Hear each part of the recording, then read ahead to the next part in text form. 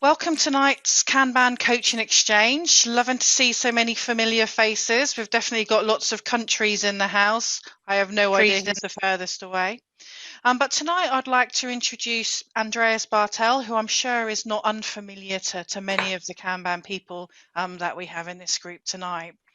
Now, if you don't happen to know Andreas, now is the perfect opportunity to get to know him, because Andreas is the guy at the Kanban University who pretty much creates with his wife all of our content and support from other people in the community, not to do them a disservice, but he's the person who helps to kind of like drive the method forward. He's the guy who helps to kind of like create the materials and continually advance those ways of working and bringing in great techniques such as training at the back of the room to try and really make the work that we do as the Kanban University quite engaging. He is the font of all knowledge, so I doubt there's anything that we could ask him that he wouldn't know, and so he's a great person to know if you've got some of those really tricky questions. We'll be putting you to the test, Andreas. I'm building you up here. I'm building you up. Yeah, I know, but no pressure, right? And I'm really pleased that he's coming along tonight because, you know, the Kanban Maturity Model has been around for a little while now, and I think there's a lot of misconceptions about it, let alone how do we physically apply it and have a look at an organisation and see what levels they're at. So I'm really pumped for tonight's talk. I've got high expectations, which I'm sure he will not let us down on. But without further ado, I'm going to hand you over to Andreas. Take it away. Yeah, all right. Thank you, Helen. I'm really happy to be here. Thanks a lot for inviting me. Finally, I managed to reserve some capacity to be present here. I'm looking forward for a really interesting discussion with you guys. So amazed that people all over the globe, I think, are coming in. Probably one of the advantages we currently have in the crisis that we do it online. So the world becomes a little bit smaller, right? So looking really forward to chatting with you guys and also presenting my kind of special, interesting, sometimes bizarre KMM application case with one of my clients. So Helen, how is about the questions? We are going to manage at the end. So it's really up to you.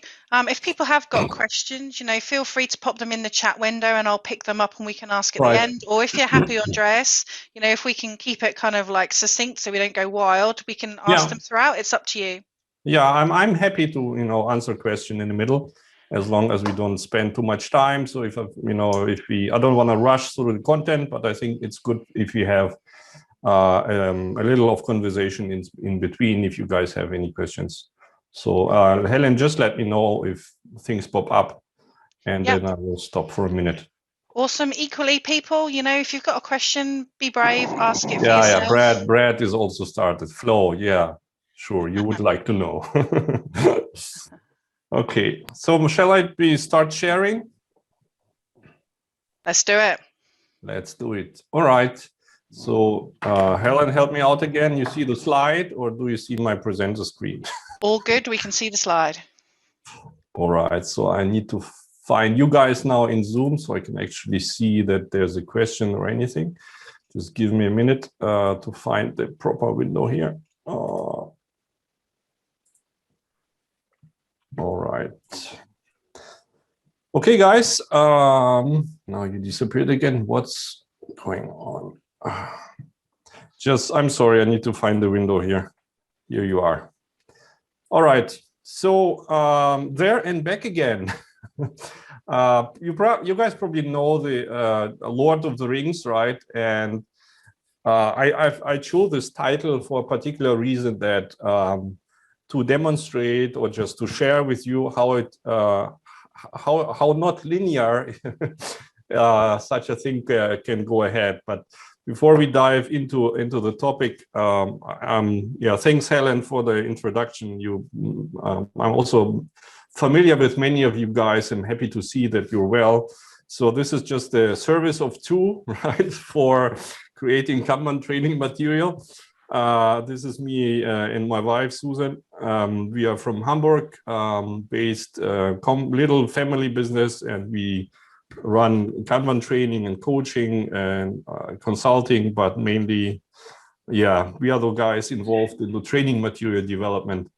So for everyone who has feedback, please go to Koyo and share it with us. All right, guys, let's get started. Probably since you're so high Kanban, high density of Kanban experts here, so let's begin with something simple, right? How would you do Kanban? I guess we all agree and know how to move forward from here. You get what you currently have, and you apply a Kanban system on top of it, and you use all the standard things we learn in the KSD class: board design, ticket design, cadences, policies, KPIs, metrics, whatever is appropriate for your context. And then you move on with applying the Kanban practices and principles, right? So nothing special here. However, there are differences in Kanbans, right? We see it all over the place. We see it in case studies. We see it in conference presentations.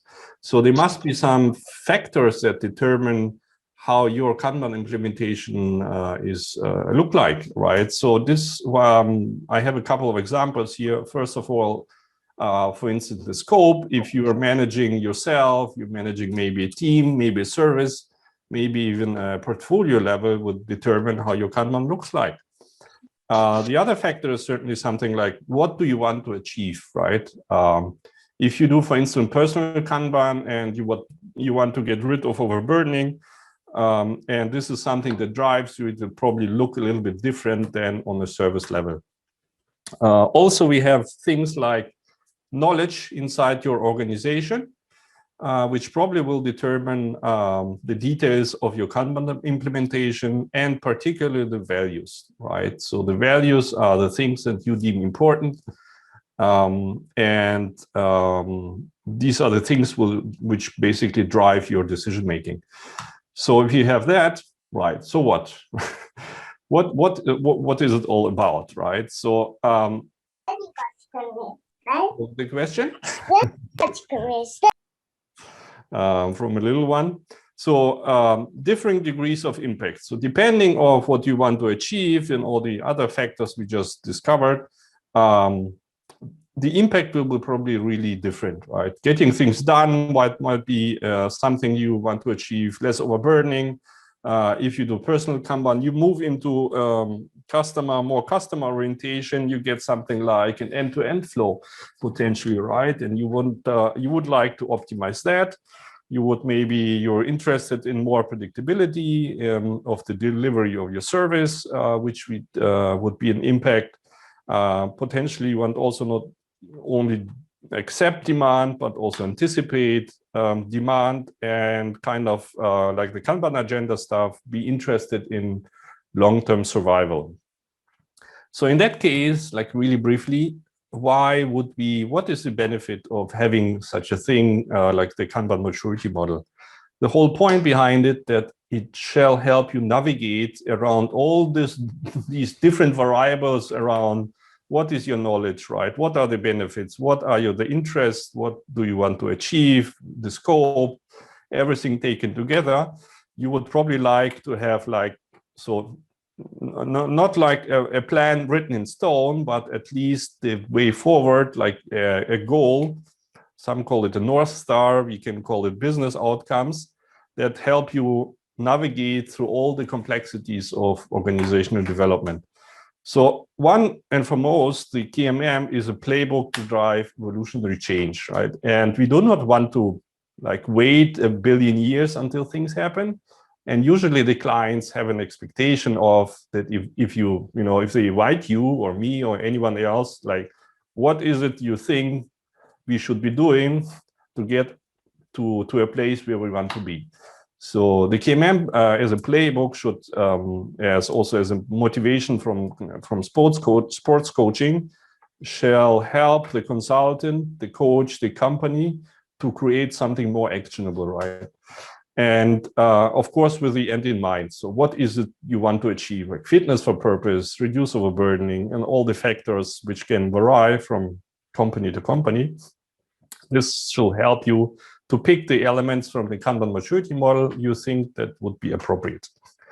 And of course, by the end of the day, it's currently the strongest coaching tool we have in the Kanban community, next to static maybe, right? That you can apply as a change agent and use either explicitly or like undercover. It depends on your context, that you can use to drive actually change in your organization. So let's have a brief look. What are the basics of the Kanban Maturity Model? I assume you guys seen it a lot enough. The main elements of the Kanban Maturity Model, we have like a baseline, the culture, right? This is what people think that's important to them in their business environment. This is what they value, and it boils down basically to how they make decisions, right? How they justify their behaviors and their decisions. On the other hand, we have the practices. This is how you do things, right? Routine activities, habits, practices, something that is settled, but it's important that these must be the things that you could actually observe. And if you got these items both, you eventually hopefully end in useful outcomes. And those must be demonstrated results that you can actually observe and see. Best would be from two perspectives, right? You have something externally observable that your customer value, and of course, internally observable benefits for the organization. This is the things how effective you are, right? This is kind of the baseline we also use in the work, also in engagement and coaching work, at least I do with my clients. So, so if you look at this, like this is an overview poster, right? So we have a couple of areas here that exactly map to what we've seen before. This is basically how you make decisions, right? It's values, it's your focus, the level of trust, and the level of leadership in your organization, which basically will determine how you make decisions as an organization. Then we add something more tangible. It's observable behavior, the practices, the actions, and the scope of the application. This is how you act. And finally, you get what you deserve is basically what you get out of it, right? It's the outcomes. And depending on what level you are at, you have certain culture, certain values, attitudes, and habits. This will affect how you act. And taken together, it will drive the level of outcomes you will probably see in your organization. So the main point is here, but I'll get just a little bit back. What you see on this poster, there's not a single word like Kanban on it. And this is why it's important to understand it's not the Kanban that matures, but if you use it, it should be the organization that matures. And the Kanban practices are just the toolkit, right? That you help the organization to get to the outcomes it needs. So that's like a short overview of the Kanban maturity model. That it's not like a checklist, right? You don't even need to mention that it's a Kanban maturity model if you go to your clients. However, you could take the poster I just showed you and start a conversation around outcomes, right? And maybe then jump to culture and values and practices and move on from there. So it's not necessarily the case that you need to talk about explicitly, well, this is all about Kanban and these are the practices. Usually it helps a lot to start a conversation about the outcomes and the benefits an organization, at least hopefully, wants to see. And then you can move on and explain what are the options you have and what are the options you can present to organization, how to actually get there. All right. You guys have, Helen, any questions so far? Yeah, we literally just had one come in. Noah says, are there any parallels you can draw with the KMM and flight levels? Not really. As far as I understand, flight levels, as Klaus is putting it as a thinking tool to basically get scaling under control, right? To connect different levels of applications of Kanban systems. This is more you could probably argue it could be part of the KMM, but KMM is eventually a system of more application that you drive for outcome, results, culture, values, appropriateness. I'm not sure, because I'm not that familiar with flight levels. I think one of the main point of KMM is to avoid the two failure modes, right? Overreaching and false summit plateau. And this should help you to pick the appropriate application level of your practices, that you either, don't get too comfy, but also do not overreach, right? This is my understanding of how you would put it. Mm-hmm. I see the Craig is waving. Yeah, hi, Craig. Hello. Yes, I have a bit of a unique perspective because I've taken both trainings. Yeah. And what I would love to see, haven't seen it yet, but what I would love to see, I'm going to take additional training from Klaus. Klaus has like a certified flight level coach training. Yeah. I'm quite interested in it, but what I'd love to see, I haven't seen yet, is a KMM maturity level 1 or 2 flight level 3 board. Like the boards at different levels, also at different levels of maturity. So like so for example, when you come into a KMM maturity level 0 organization or 1, what do the executives do? How do they visualize? They visualize somehow. We know they do, right? But what sort of primitive tools do they have at the strategy level? And how do those tools improve over time as the maturity gets better?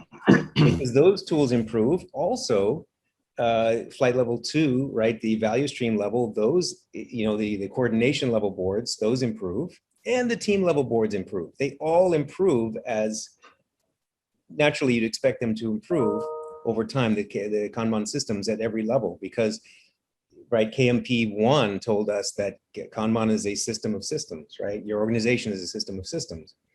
And so, and some of them are at different levels, different flight levels. So I would love to see examples of that so we could show, oh, here's what and I'm collecting those, by the way. So I hope to contribute. Yeah. I love if other people have seen that, like, oh, this is what the executives were using on day 1 when we came to them. All they had was like budget numbers. It was so primitive. It didn't have much. And then by the time I left, look at the beautiful, strategy boards that we put together, that kind of thing. Yeah, that's great idea, Craig. And you know where to put the material after you've signed the NDA. Visit your friendly Koyo site. Or you can come to my talk in July and you can have a look at the boards that I'm putting together for my organization right now. Yeah. Plug. Fantastic. Okay, thanks, Greg. Thanks for sharing. All right. Moving on, Helen. Yep, let's keep on trucking. Okay, so let's get practical, right? So I'm gonna dive into a couple of slides, trying to share with you the context my client is at, and so you better have understanding the factors we had to deal with. So let's begin. We have with this client, or at least we had in the past when we started the whole engagement, quite 8 software development teams separated or distributed over 3 countries, all in Europe.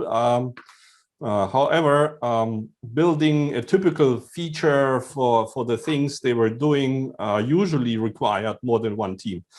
Because the whole platform was quite complex. We had like 14 business domain, and each business domain would be consisting of like a dozen of technical components or areas. So it's quite a complex platform.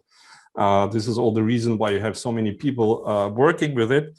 And of course, some kind of multi-level, multi-tier Kanban system in place that you would use for the whole service, but also for coordination of the teams and specifically the interactions with the product owner or product management team, right?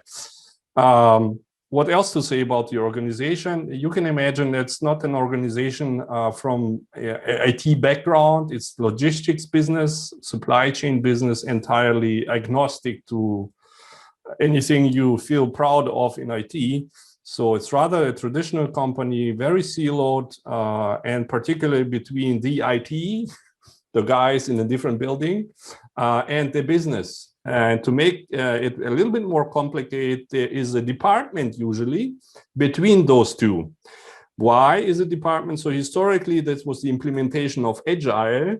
So if you want to be agile, you need product owners. Neither the business nor the IT had any, so they implemented a separated division, which is called business IT, BU IT, and put all the product owners as in the intersection of the two departments. So they could talk through the messengers, right? However, the IT leadership in this project group was kind of Kanban minded and actually very knowledgeable. So that was kind of a good start. So the company is a large German traditional company in this logistic business industry. It's operating globally, right? And even in Corona times, it's operating quite successfully. The whole idea behind this project was to build a new software system with a dozen of business verticals to replace an old one, which was already existing, I guess, for 15 years. And the thing is that from a customer perspective, it might be just one single feature you would require, but it would need the people inside the development teams to integrate the business areas, the business verticals across the whole value chain in order to create useful business processes.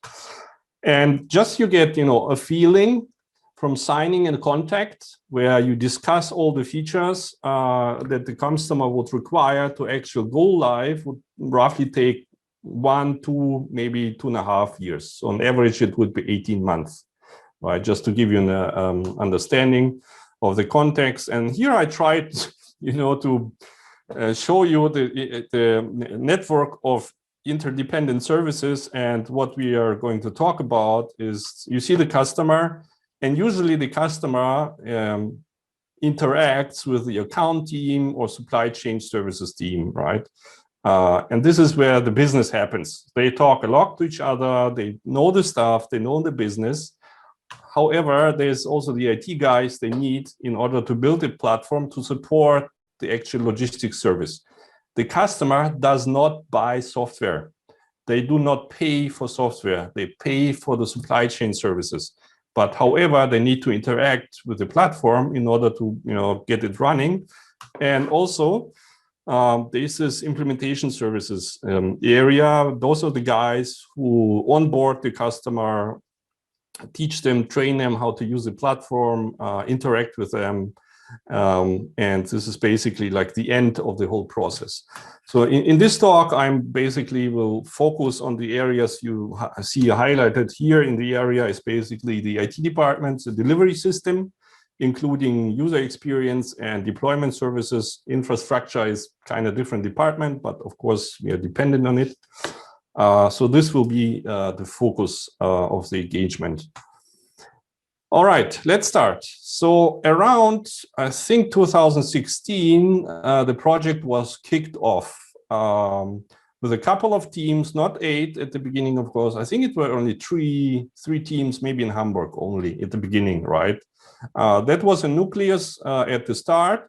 And when I was looking through the slide deck here, and through the case, I thought, okay, maybe it's since it's familiar to most of you guys, it's kind of like POSIT science situation, right? You have no customers yet. You begin to develop the platform. It's kind of comfy zone, right? And this is a picture I took in Sweden, one of our trips.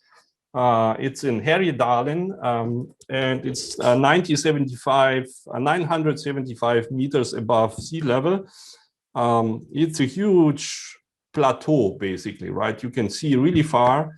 And this is the situation I would describe initially the team was in. They began the development, no customers on the platform yet, kind of comfy zone, no feedback, everything is going smoothly.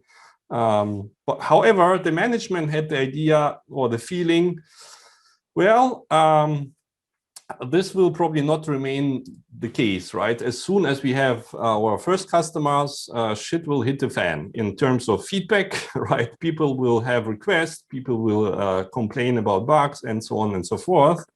And meanwhile, there was this Kanban Maturity Model working group around Theodora going on. And this was an opportunity for us to share with the management of this project how we could actually help them to get out of the plateau. So we basically did the usual pitch, why and how, and what would be the best case for them to get out, that it's not overreaching, but it's more about appropriateness, and pitched this whole idea to them, and they kind of liked it, right?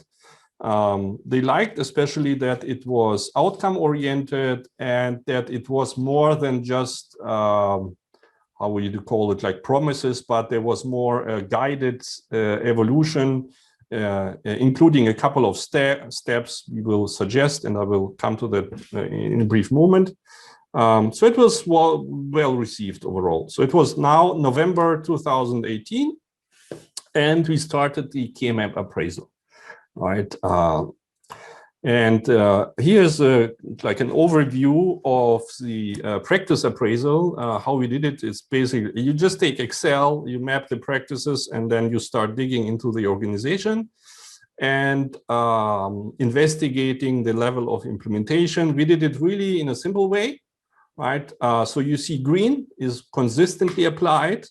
You see yellow, it's applied, but not really consistently. It's like jumping up and down. And you see red, these are the practices which are not applied either at all or really just sporadically. So let's zoom in. This was the initial appraisal to January 2019. You see a couple of green areas, and especially in visualization part. You see a couple of items across the maturity levels. And this is with, well, it's all very fine. It is so not linear, what you will probably find. The practices are the implementation of the practices are spread all over the place, right? Of course, you have some areas where you have more or less, but usually this is what you will find. If you do such an appraisal to understand the implementation of practices, you will probably find a really messy situation, right?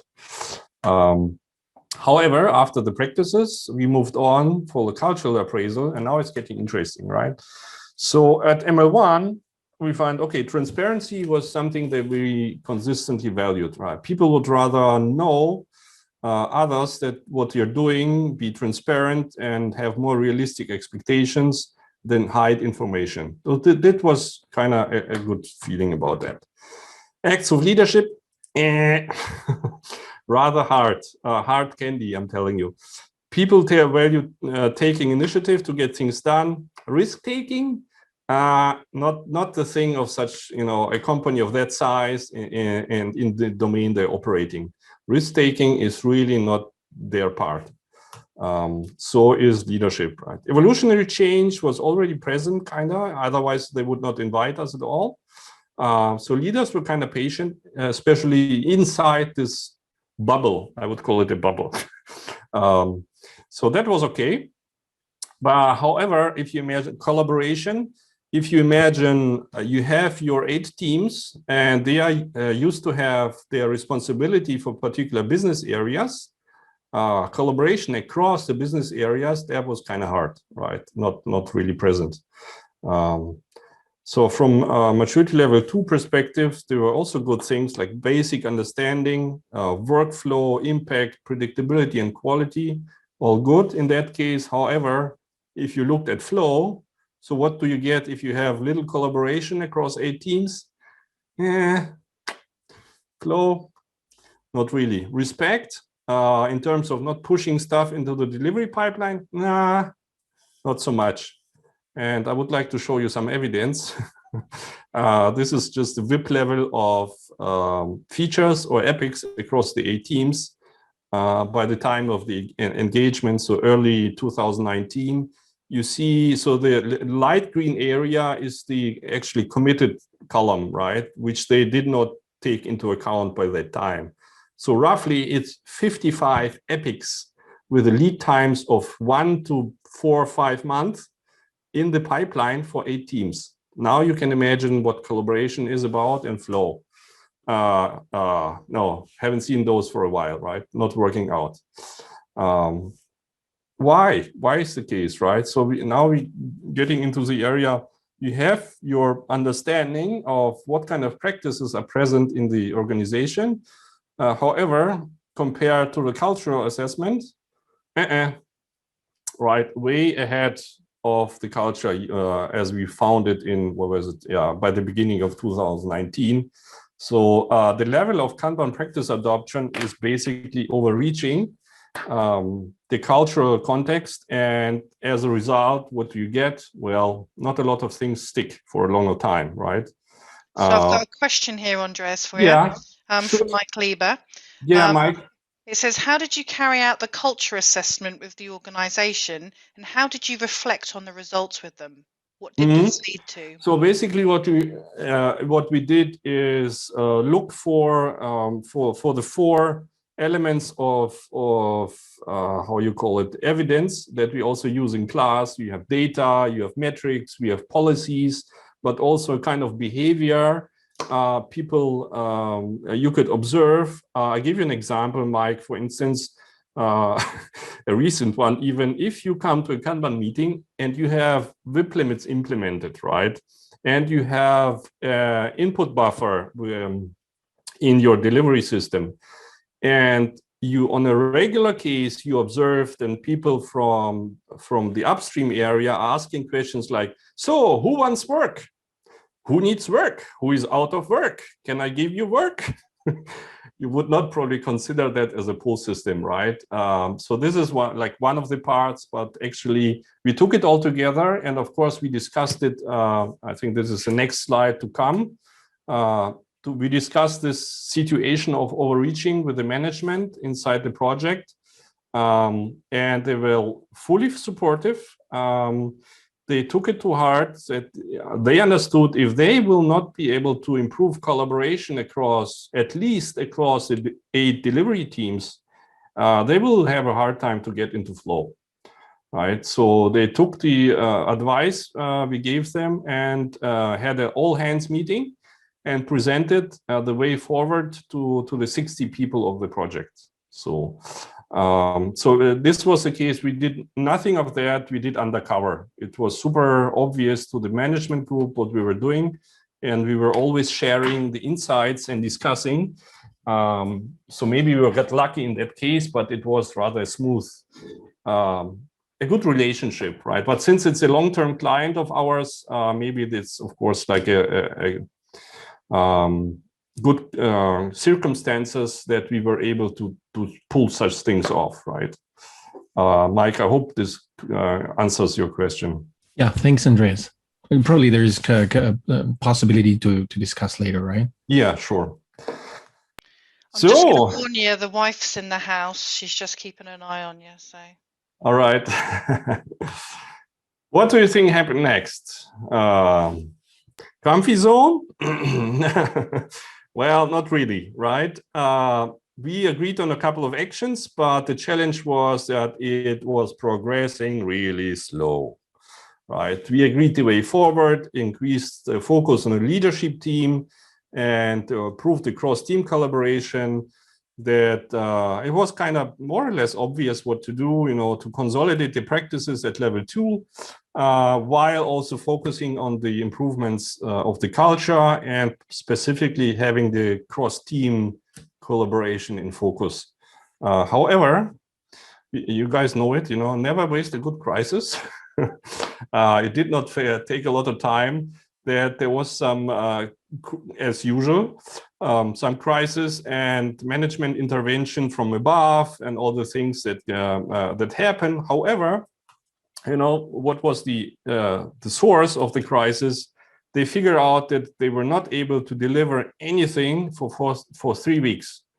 No feature, nothing, no epic, and that was kind of kicking off a further interesting conversation. They had more than 20 features in progress, on the size of roughly like 10 user stories per item.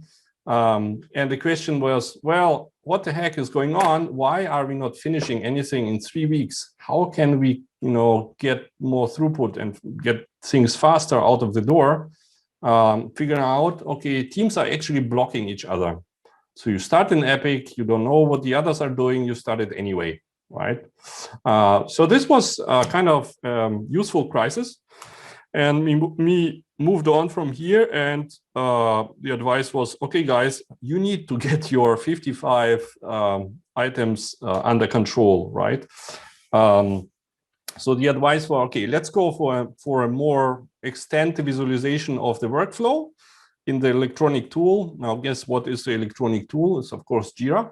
And we introduced the workflow level Kanban, and also something really useful and important to tackle dependencies, but more or less to generate stress, right? Capacity tokens to catalyze and to improve this code ownership across the 8 development teams in their business area. The interesting thing is, and I think you know this guy, right? Patrick, we had a couple of workshops, and we even invited Patrick to demonstrate flow on multiple levels, right? Also across multiple teams. And after Patrick went away, we did another workshop and then another one. So it took almost 2 years to get the idea of capacity tokens kind of a little bit implemented. I would not argue that they will actively using it, as you maybe know from the simulation, right? If you have a ticket and you need support of 3 teams, you will probably start this ticket when you have 3 Kanban tokens from the 3 teams you require, right? That was just slightly the case, but at least there was always a conversation before they start an epic, a feature that which team do we need? Do they actually have capacity? Or are those guys with 12 epics in progress? So the whole idea of the cap token was to generate stress and to generate the conversation they actually need in order to make better decisions. So yes, it was. And just a quick question, Andreas, just to try and get him in. Anka's asking, how long did this transformation take? It's still ongoing. Right, it's so you imagine they started in 2016 with a couple of teams running Scrum initially, didn't get far with that, switched a little bit to more flow-based management style, and now it's like 5 years, and they are still working on the product on the platform. So it took quite some time, and it still takes time. Okay, and we've just had another one from Andrew saying, with respect to the problems the client is or was feeling, was the KMM used as a set of options for the client to choose from, or was the KMM used as more as a route map for the consultants to guide the client's journey, i.e. how was it being used during the transformation? So from the engagement, the client could choose what outcomes the client would like to see, and the rest was basically suggested and discussed. Because we know, if you want to manage flow, what things to do. And since we had and we still have a good relationship with the client and high level of trust, it was not that difficult to figure out what to do and make the right suggestions, which does not mean it was easily implemented across the whole project and everyone involved. Brilliant. All right. Yeah, it was painful. And the good thing is about the pain and the cap tokens and the conversation and the WIP limits, they surfaced real issues they had, right? They were buried before. Why? Changing demand patterns, right? They started to implement more and more customers. There was lots of pressure from the regions and the accounting teams, those people who actually sell the stuff. Right, reminds me again of a Posit Science case study. So demand was changing, uneven workflow across the team. Now imagine you have like 14 verticals and you implement a customer, they have particular demand that only concerns 5 of them. Right, you have a lot of load on 1, 2, 3 teams, and the other guys are doing what? Not much, right? And they cannot help each other because they don't know the code base, it's a different vertical, and so on and so forth. And they have dependencies, and sometimes they starve because the product people are not able to actually get the things ready for delivery in time. And sometimes, even the worst case, you don't have anything to do, so you do the least important stuff, right? Because the stuff is ready. So these kind of issues surfaced in that point in time. So again, the cross-team collaboration was required across the business verticals to actually finish anything customer recognizable. So measuring anything at team level was pointless in that time, except like a health indicator, right? It would not teach you anything about the delivery capability from a customer perspective. So this was now roughly June 2019. A couple of things happened. Let's have a look at them. This was January, so initial practice appraisal. And as you see, I hope you can slightly see the difference that by June 2019, a lot more in the area of transitioning ML2 things happened, a lot of items more green. So we did made some progress and slightly moving into maybe at the intersection of ML2 and ML3 organization, right? And just to give you an overview what was happening before, basically in January, cultural appraisal, it changed a bit, at least in important areas, especially flow, collaboration improved, respect, yeah, just a little bit, but this pushy attitude to kick epics into the delivery pipeline was not yet solved, and specifically anything surrounding the project organization, there was no feeling of flow or capacity or whatsoever. There's a lot of pressure on the project organization. So you could see it in the WIP levels. It dropped down to roughly 20 to 15 epics across the whole team, across the whole 8 teams. And that was a big improvement step for the whole organization. However, so we now have June 2019. And as you may experience from yourself, there is this constraining force, the Kraken, we call it, from the surrounding organization, right? And as soon as the pressure is on the surrounding organization, it straightly kicks through to the project team, right? And the challenge is that under high load and high pressure from the surrounding management, these people tend to, regress back from ML2, back ML1, or even ML0, because it's basically chaos and you're trying to survive and not getting crucified.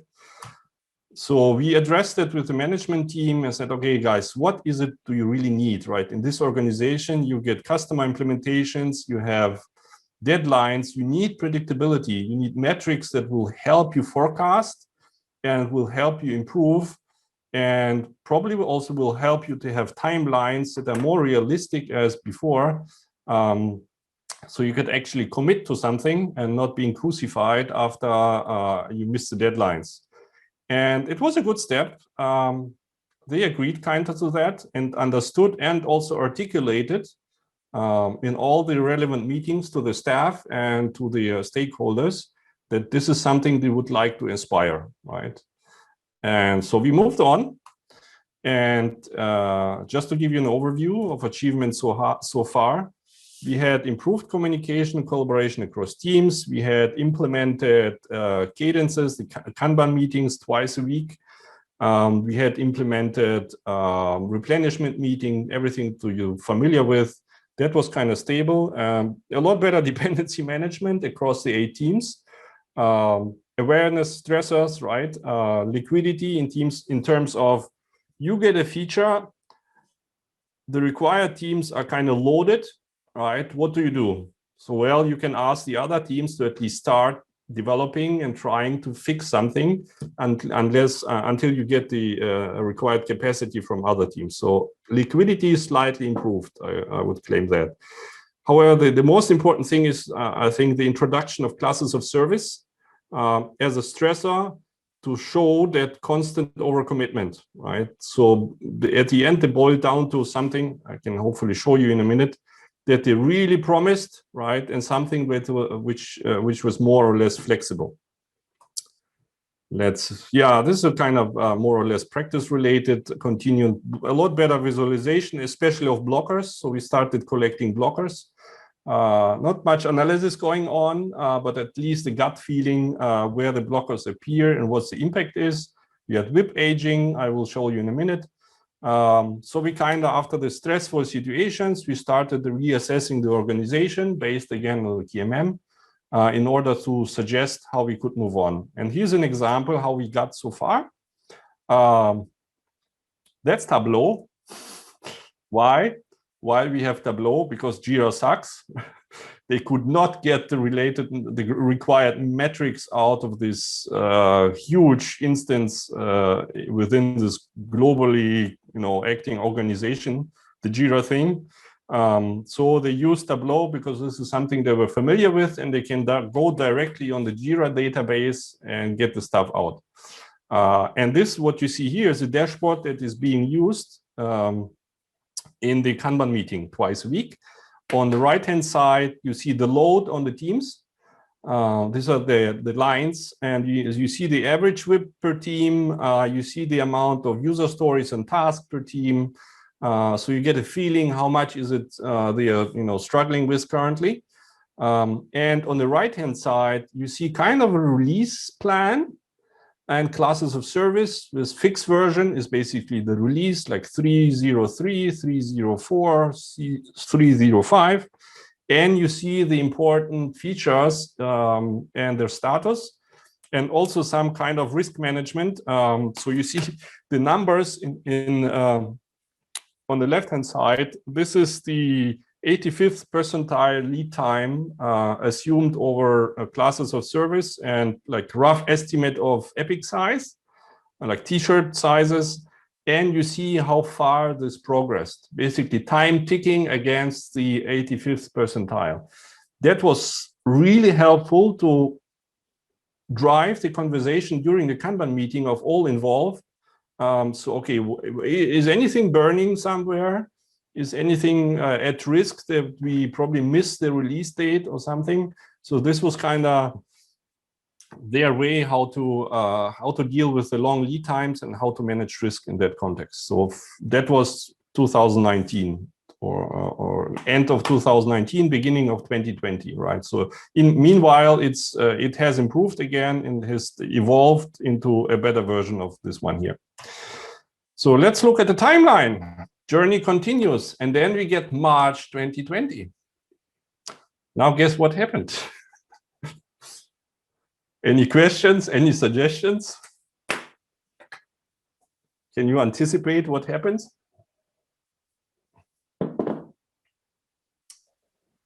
COVID. Yeah, COVID bastard, right? Again, punctuation point. The asteroid hitting the planet, right? And what happens in such case with certain type of organizations? How do they react to crisis? Well, they panic. So in that case, external to the project group, someone somewhere made a really interesting decision, namely wrap down 50% of your staff, get rid of them, kick them out, gone. And then they had a conversation. Well, these are the 3 important customers you need to go live in 2021. How is it doing? Well, not good. Shit. Wrap up again. Hire another 50% back. Oh, they are all gone. Oh, we need new ones. So you can imagine what happened, right? Within 3 or 4 or 5 months, there was like a major ramping down phase and then crisis because, of course, the roadmap and the release plan is at risk because, like, seriously, you have 50% less capacity. How you would manage to to deliver a roadmap that was tight in the first place. So they did wrap up again. Meanwhile, during this phase, there was internal decision, well, the demand is fluctuating, let's reorganize into cross-business domain teams. So you pick people from every business domain vertical, and then you try to squeeze them in one team, hoping that they can actually fix any demand that is coming around. That was at least the hope, to meet demand, because it's always not stable, fluctuating. And on top of that, okay, let's implement OKRs. What happened? Now you can look at the reality, when shit hits the fan, wrap up, wrap down, Corona, home office, lots of change things. And this is what happened to the throughput of features. Since like exactly a year ago, May 2020, until what's happening right now, you can basically see that the delivery rate dropped by 50%. Although you did 50% rep down, 50% rep up, almost, it didn't help a lot, right? So basically a little bit of a screw up in that case. However, so was it all for the bin? Well, not entirely, right? They had a tendency to regress and still have sometimes to level zero when under stress, especially from the surrounding organization. But we are moving ahead and recovering. So why? Yeah, well, heroic efforts of everyone, basically everyone in the project, including management and staff. The go live for the 3 big customers is by the end of this month, and we kind of figured it out, right? But how? Well, with reduced capacity, but we had really WIP under control on the WIP, on the epic level at least. Everything is irrefutable because you sold the platform 2 years ago to the customer. There's no way you can refute anything. However, we use the classes of service, right, for planning in order to do some triage on basically upstream stuff. So yeah, of course, everything is fixed state, but this time we were a lot better prepared using lead time and determine the starting position of features and to manage against that before we commit to anything. Yeah, a lot of failure demand, similar to POSIT Science case study and other case studies. You get a lot of customers on your platform. What happens? They start to figuring out bugs. They start to figuring out other things they miss. And the failure demand is really growing and still is, but demand shaping is your friend. You kick out everything which is not related to the major customers, which are going to live within the next couple of weeks. Leadership at all levels, not there yet. It's quite rather limited, right? But what happened in between, and I think this is now like 12 months, roughly, also a year ago, we implemented this delivery lead role. Basically, you could summarize it as a flow manager, right? Every team has someone who is responsible for managing the flow in the team, what things come in, the quality of the requirements, how it goes through the system. And this was essentially a booster, right? To get going, to get team commitments, to get someone who is really paying attention of how many, if your WIP limits are broken or not. And I must admit that was one of the best solutions in that context that happened to us, that we actually got some responsibility for managing flow in the context. And this is, to give you an overview how it was 2018, 19, and where we're currently at. It's beginning of May. I would argue we have now 6 teams instead of 8. And at least on the level of WIP regarding features and epics, we have that under control, right? That works out quite well. So you may ask, what the heck happened now? The last 12 months. Well, in that case, was helpful TMM, right? Yes, it was a sense-making tool, right? To bring the structure to whole, to your portfolio of options, what you can do. And especially it was a good guidance for us as Kanban consultant and coaches, but also really helpful management decision tool in the conversation as what is the next things we should be doing, right? And as a tool, it was really helpful to get in contact with the decision makers, but also a little bit with the teams, not so much, but basically more or less on management level, right? And we still hope that we finally can grow the whole thing into widen the application of the Kanban practices outside of this little bubble, the IT. And this is my learning insights here. So if you're operating in a low maturity environment, like those guys are sometimes, right?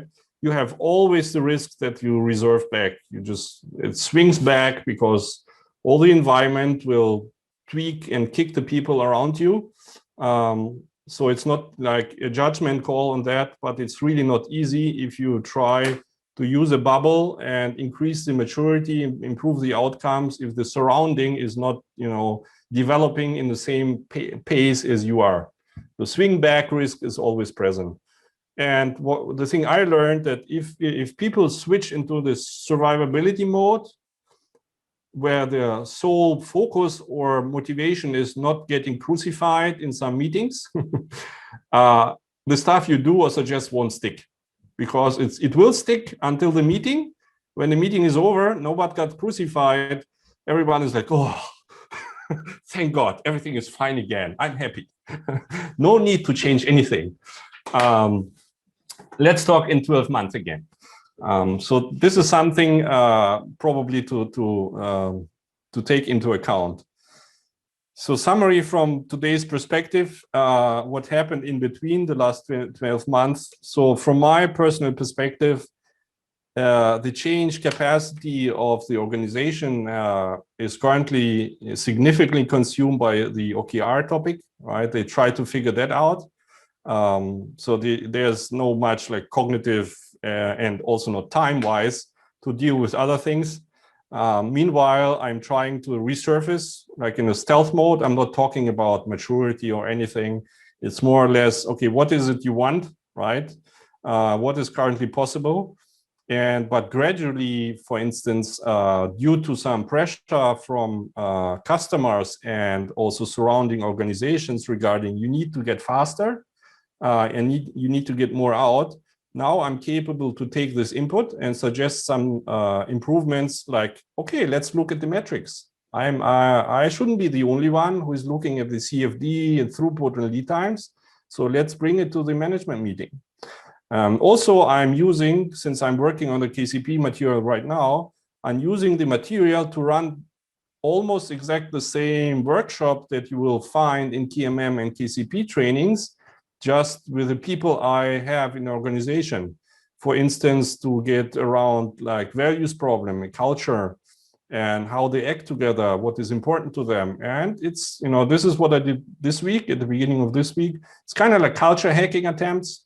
So I was actually asked to run this workshop for the product management department because they get new people and they want to improve their collaboration inside the team, but also across the team, product management troop gang, also with the IT department, with the accounting teams, and so on and so forth.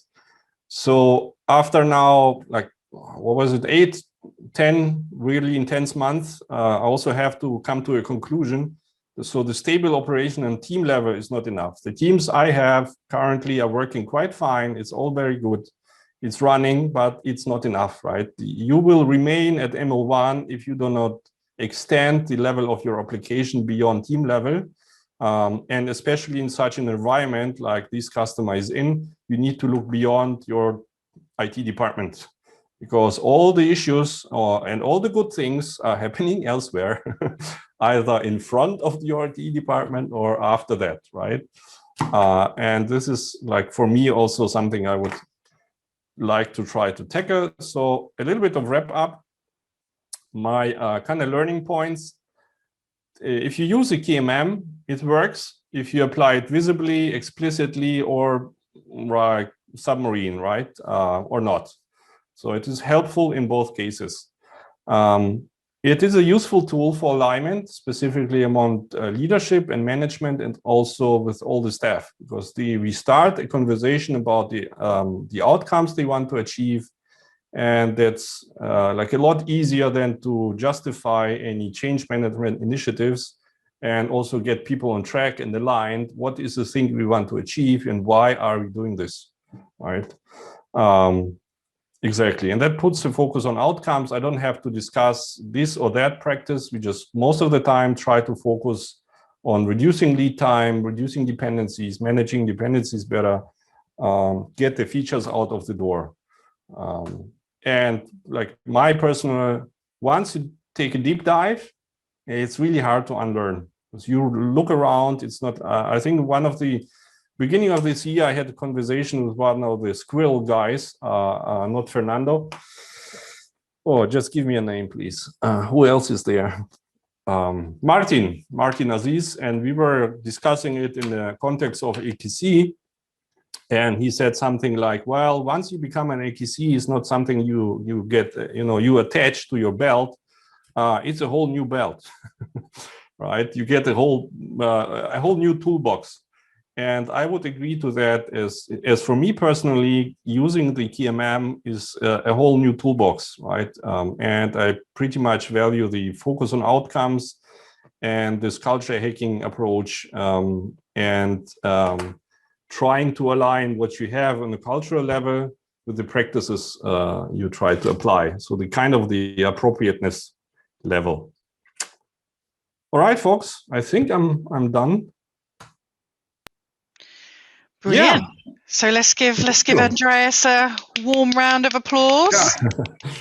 Thanks a lot, guys. Now we clocked up a couple of questions in the chat window.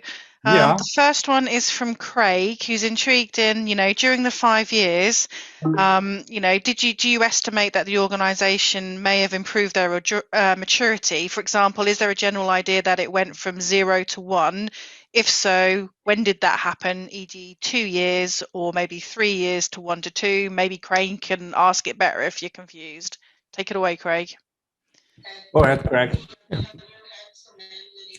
Yeah, just a general question. I know COVID was a whole different thing, but do you say, roughly in a year or so, we kind of got them up to 1, and after that they started moving a little faster? Or I'm just curious what your that's quite a good bottom line was. Yeah, quite a good estimate, Craig. That's so 2018 through 2019, which was not that bumpy as 2020, of course. You could argue it was like 12 to 16 months, moving into solid or more, moving into areas even ML2 area. So transitioning. So it's around 12 months would be a good fit, right? Okay, excellent. Oystein says, great case and presentation. Echo that. I'm curious, in an engagement like this, what is the level of engagement? Like how many coaches or hours per month? Yeah, good question. So currently so since it's distributed, right, we have 3 locations across Europe. And of course, they asked me, can you recommend someone? And for the other location, and I did. And one of the good Kanban coaches and AKCs even. So we are collaborating. So we have currently 2 Kanban guys, 2 AKCs, and that I'm in Hamburg. And the dialogue location. And we have also 1 internal Agile coach, which is more focused on people things and organizational development from a traditional perspective. So currently we are 3 guys, and we are looking for a third one, for a fourth one for another location due to people changes. And I think we are going to have someone from Eastern Europe invite for conversation in 2 weeks. So basically it boils down to, I spend roughly 2 to 3 days per week. Sometimes more, sometimes less with this client, but not it's like I'm entirely working on the really important stuff, because I have a lot of meetings, right? And so it doesn't mean if I'm 3 days per week present that it's all like effective work. but communication and syncing with the client and everyone involved in the management is really important. So roughly, like on average, you might argue 2 days a week in the current situation, right? I have teams in Hamburg here, it's running smoothly. I don't have to be present all the time. So in 2 weeks, when the people are back from vacation, I'm moving into the leadership meeting where we plan to discuss the actual metrics regarding service delivery, like lead time, throughput, and everything. Just for now it's come the interesting part. In February, I dropped a metric in Wiki on one of the Wiki pages where there was discussion about how to improve regarding. So I dropped failure demand metrics. What I visualized was the amount of failure demand they route through the system on monthly basis. How much WIP is actually consumed by failure demand. And one of the senior managers saw it and it got a lot of attention. This is how I moved into I was invited to the leadership meeting to present some metrics and my ideas from metrics. I think that's not like rocket science. We all know what we're talking about. It's like TSD class. I even used the slide. And they kind of liked it. So it took again like 2 months now because there was a lot of stress regarding the last releases now with overtime and tough management. So I think in 2 weeks, I'm going to go with the current data we have and present it in the leadership meeting, and we are going to discuss what to do with it. So it's still progressing. So I'm quite happy with that. It's all decent people, but the way of their business, how they run it, how they plan customer implementations, how the surrounding organization is acting, makes a lot of things more difficult than it should be. Another question is, how far up the chain of decisions did the Kanban Maturity Model progress, i.e. penetrate the organization? Well, I would maybe argue like as far as my nose is long. So the immediate responsibility of the project, so the senior project managers, this is how far they get. I think one level up, there's a guy, I also interacted with him in the past and ran some workshop. He has an understanding because why I think so. I had a conversation with him. That's like director level. VP, no, VP level, I think. Exactly, he's a VP. So I had a conversation with him regarding SAFe and an evolutionary change approach, and he clearly preferred the evolutionary thing. I think he's aware of what we're doing, but I see this guy like once a year or twice. And all the rest, which are buried inside the logistics organization, accounting teams, I've never met a lot of people out of those. And it's like, not my pay grade, David would say. They don't invite us coaches. No way it's going to happen. If I may, Go ahead.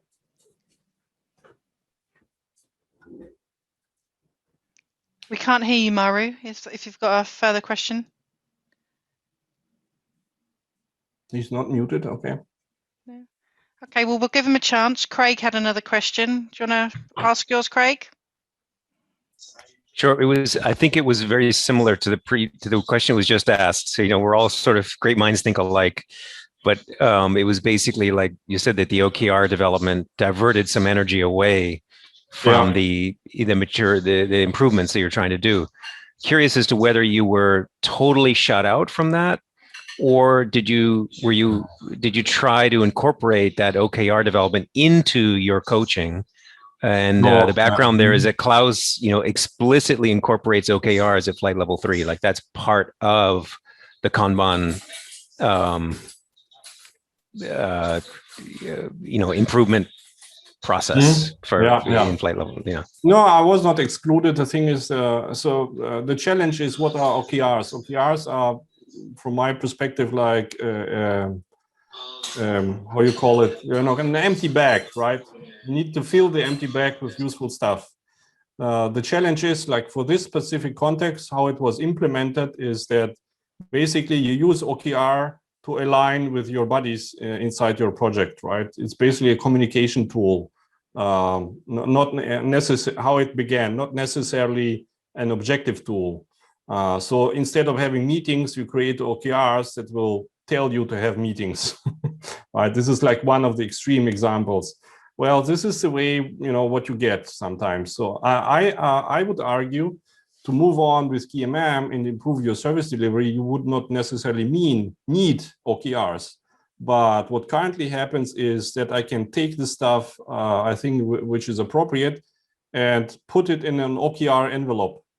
And this is what I'm currently doing with the failure demand thing. For instance, analyzing and visualizing failure demand is kind of my personal OKR for this quarter. And what I basically do, applying the stuff you all know, but it's enveloped in an OKR thing. So it's not necessarily, I was never excluded. I collaborate with the OKR masters, like on a daily basis. We try to figure out how to squeeze more metrics out of the OKRs because, you know the issues like key results and all the stuff. The challenge is that currently how you apply OKRs, it feels like Scrum on management level, and you have iterations which are 3 months long. So the challenge with that is that you need to be aware of the context of the organization you're in, and if really things can happen within 3 months that you strive for. So my critique would be there is not enough context awareness currently, and sometimes in swinging back from overreaching to comfy zone. And this is something we need to figure out how to do it better. So I'm not worried about combination of KMM and OKRs, entirely not. I think you get better OKRs if you use Kanban elements, but you need to be capable of applying it to a certain level to your context. It's the same issue with appropriateness, right? It got all shitty at the beginning, I have to admit. It's just nonsense instead of OKRs, but this is the way how they struggle through the whole process. The issue is that it consumes a shitload of time to have OKRs as this organization have it, with all the meetings and all the collaboration thing and alignment and so on and so forth. The challenge is that what do you think the quality of your OKRs will be if you run 45 minutes brainstorming exercises, right? I think shit in, shit out. This is my opinion to that. But however, this is the current situation, right? And we need to deal with that. And I think we started like from this year on, really improving and going into the right direction, that we try to have more metrics and more stuff that is really relevant and not like, oh, I need to align with the other department. Let's create an OKR for that. Right, but well, that's life. We need to deal with. Good question, by the way, Craig. Thanks. Okay, so I reckon we've got time for one more question. Does anyone in the audience feel as if they've got something burning? And I don't mean your dinner.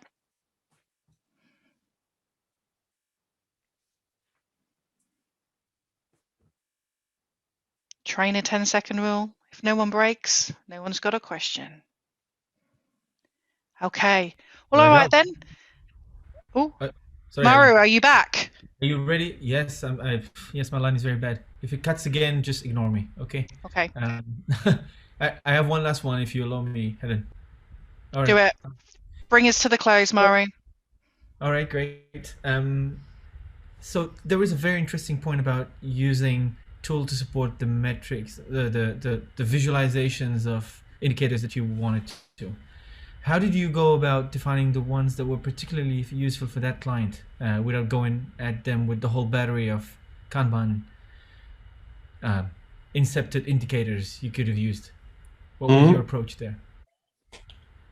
Since I know them for a while, I know that they have deadlines, right? Which where are the deadlines coming from? Yeah, well, from the accounting team who sell the logistics services. And then you have a platform to run for that. And then, you need to develop a couple of features so you can get the customer live on your platform in time, because it's not like, oh, the customer is a little bit live. It's either on or off, right? You can imagine it's a huge platform, and either use logistics services through this channel or a different one. There's nothing in between. So it was quite simple to convince them, what do you need to be better at? Well, better at planning, better in forecasting, and not commit too early, and make promises they can keep. And for that, right, so as I said before, I just showed this metrics overview slide, which we have in TSD class, and I marked those which were relevant and talked to them, explained what it is, and then they nodded their heads.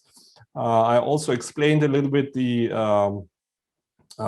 different perspectives on lead time, so predictability, speed, and stuff like that. And we had a conversation about what's more important to them. Speed was currently less important, but predictability was a lot more important because of the classes of service and the planning. And that was actually it. So we try to concentrate now on not too much. I'm not a big fan of overloading the people with lots of metrics. So in 2 weeks, we are going to look at the lead time on epic level, predictability, and the amount of failure demand. And that's it for now. All right. So we do not disturb from the things that really matter. But it was a long way, I'm telling you, because I'm still struggling with the product management department. Since the big customers going live, they have the opinion that like road mapping, release planning, well, we don't need lead times. We just finish what we finish, which is, of course, will not be acceptable by the surrounding organization, I guess. But you see, again, kind of swinging back because the stress level has been reduced, but the IT department is really looking into it. They want to have it, and they want to be predictable, and they want to keep their promises. Just not to be crucified, right? Brilliant. Well, thank you for that final question, Maru. Thank you very much, Andreas. Let's give him another round of applause. Thank you, Fox, for the invitation. You're Good seeing you. So really appreciate that, you giving up your time. Great subject, KMMM, hopefully demystified it a little bit. Next month, we have the fabulous Anna Radizowska, and she's going to be talking about fitness for purpose. So I don't think we've had anything around that before. So that's going to be quite interesting, and hopefully a little practical one there I've asked her to put in as well to bring it to life. So I'm looking forward to that one. Check out the book if you've not already looked at the book. But if not, it's been great to see you all. It's been great to host you and see so many familiar faces. Hopefully you've got a little something to take away. I'll put the video live on the YouTube channel as soon as I can cut it. But without further ado, go home, see your family, or do your work if it's the morning over there. Take care, and I'll see you all soon.